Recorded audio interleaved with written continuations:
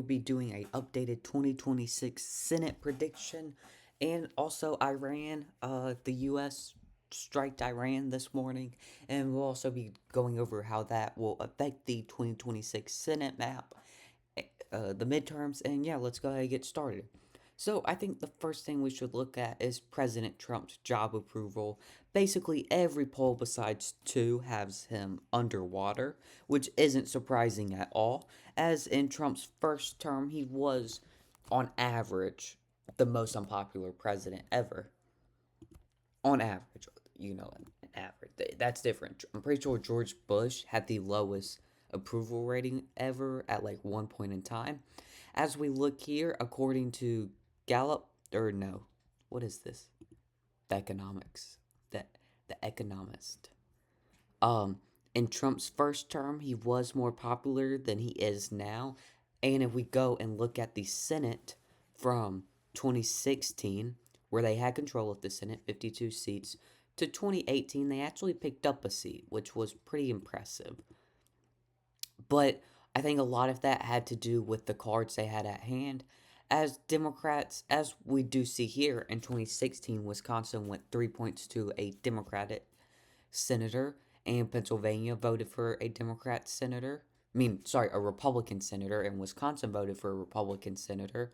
We then move on to 2018, where we saw Wisconsin and Pennsylvania both vote for a Democrat senator by over 10 points.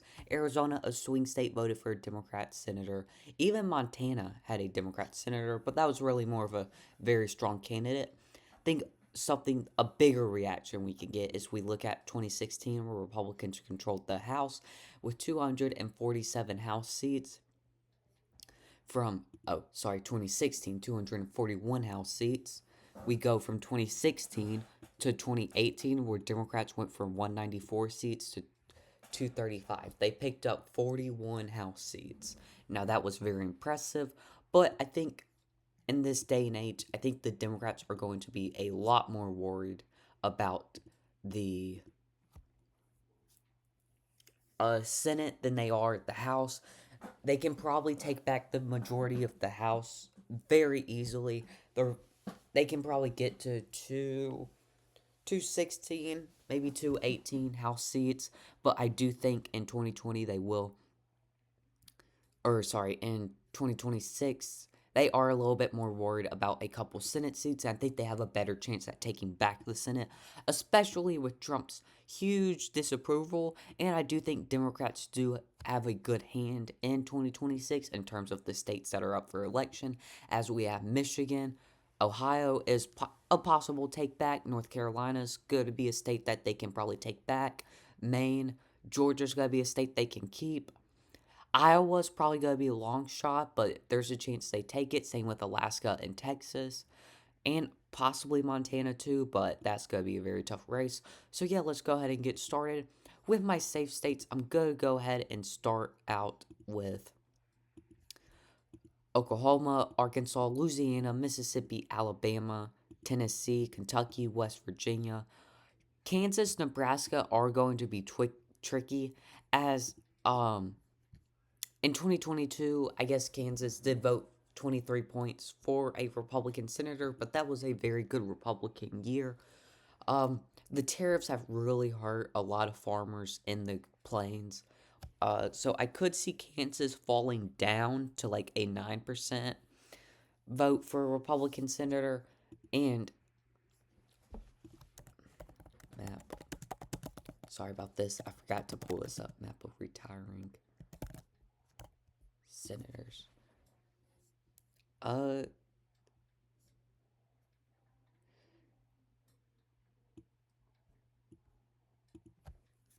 where I want to say, let's see, yes, this is what I want to do. Yeah, this is what I wanted to look at. Yeah, okay. For some reason, I thought there was a possibility, and then it never end. Kansas will probably stay safe. Nebraska will be a tough one to decipher too. But honestly, John Osborne is running again for the seat in Nebraska, so Nebraska's probably going to be pretty close. South Dakota, Wyoming, and Idaho probably do stay Republican, though, staying with South Carolina. We'll now go to the Democrat safe states, which will be Oregon, Minnesota, Illinois, New Jersey, Delaware, Virginia.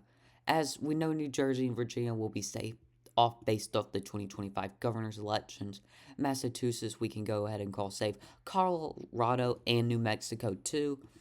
As even in 2024, a very good year for Republicans, we saw a Democratic senator take it by 10 points. And then even in 2020, we saw a Democrat senator take it by 6 points. New Mexico is not flipping. New Mexico will stay with the Democrats. Even in 2022, a very good year for Republicans.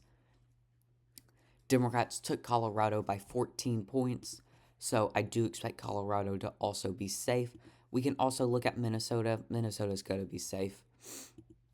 We'll now go over and talk about some of the closer races. Actually, I think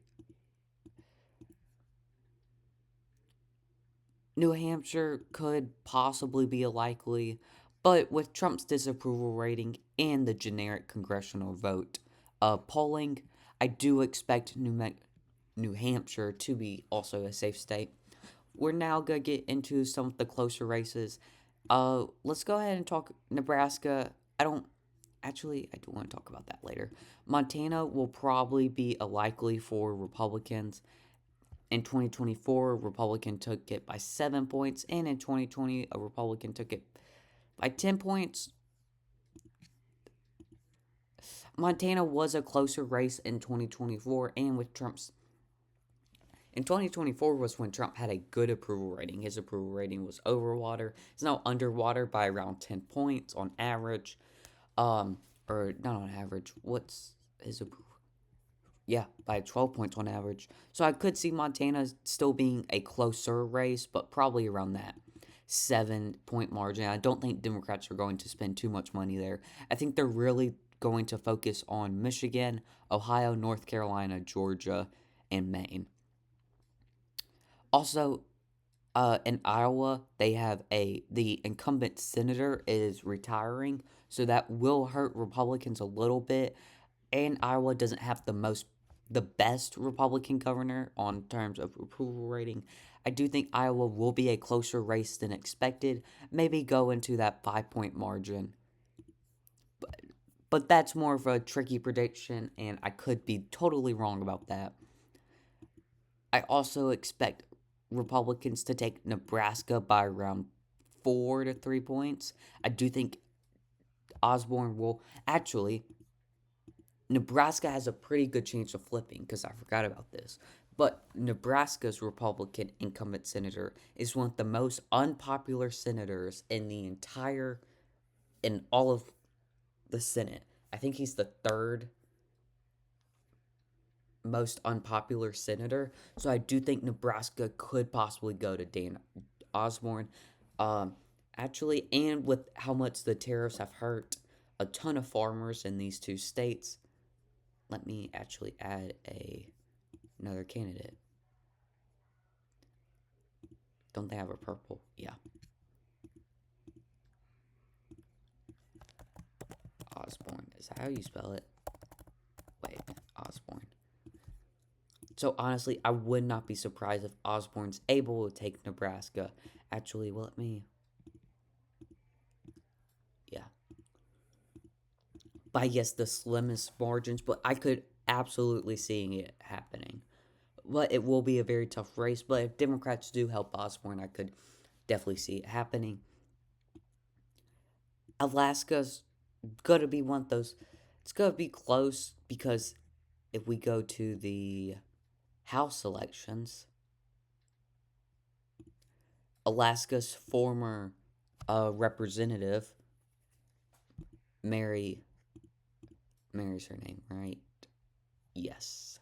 She is now running for the Senate, and Alaska, she's running against a okay Republican candidate. I could see Alaska flipping, but probably not. I do think Republicans keep it, but it will be a closer race than expected. Maybe around that 7 to 8 point margin.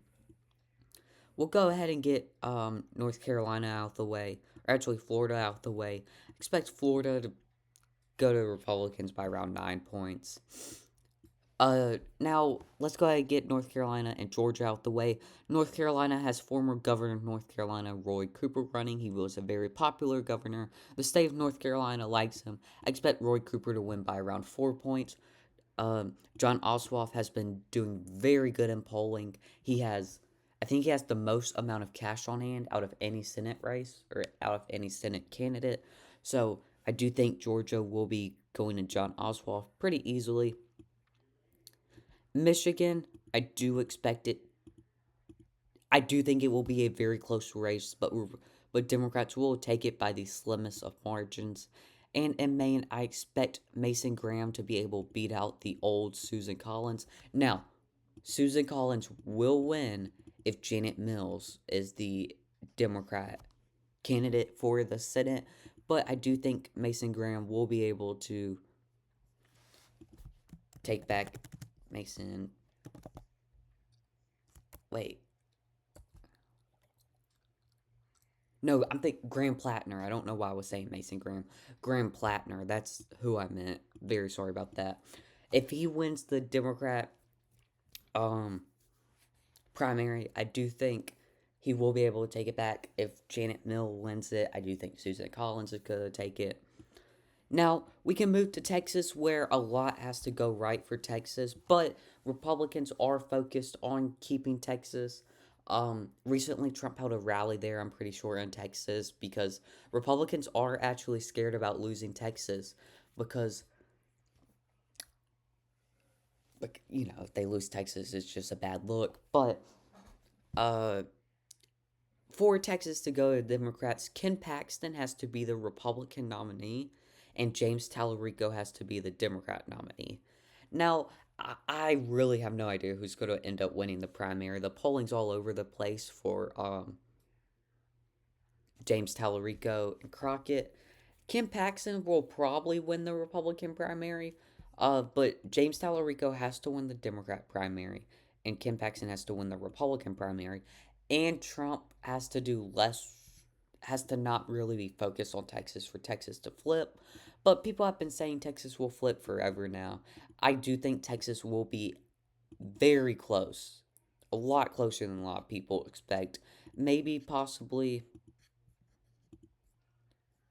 what was it, 2018 numbers where Rugo came within 3 points of beating out Cruz.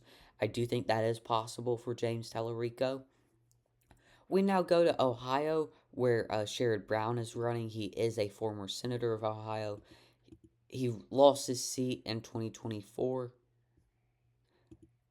But he has shown that he can win Ohio, as in 2018 he was able to win it. And in 2012, I do think he has probably the best chance to win Ohio. The it will be close. It will be closer than I think a lot of people expect, or maybe not a lot of people. I do think it will be within that 2 to 1 point margin because Sherrod Brown does have a lot of cash. He is a populist, which does help him, and uh, Brown has shown that he can win Ohio. He has great name recognition there. He'll probably be able to get it done. Honestly, I don't. It's gonna be a tough race because he is going against someone who's never been elected in Ohio. Because whenever J.D. Vance became vice president, the Ohio governor had to appoint a new senator to represent Ohio. So it will be a close race. I don't see Ohio flipping, but I do think it will be close within that 1 point margin. Honestly, with how unpopular Trump is right now, though, and if his unpopularity continues to skyrocket, I would not be surprised if Ohio flips. But I just don't think Democrats have enough cash to like spread around to win all of these super competitive races. I think they're going to have to pick and choose. And even if they did take Ohio, they still would need one more seat to actually get the majority because Actually, no, they wouldn't if Osborne wins Nebraska, and he'll probably caucus with Democrats the first 2 years until Trump's out of office. So even if Republicans take Ohio, Democrats sort of have 50 with Osborne, but then JD Vance counts as a Senate vote, so I do think it would be close. But we do have a couple Republican senators who have been not voting so much for Trump stuff recently. Like, you have your Rand Pauls who will vote against party lines every now and then. But yeah, 2026 Senate race will be very fun to watch, very close in a lot of races. Anyway, thank you all for watching, and peace out.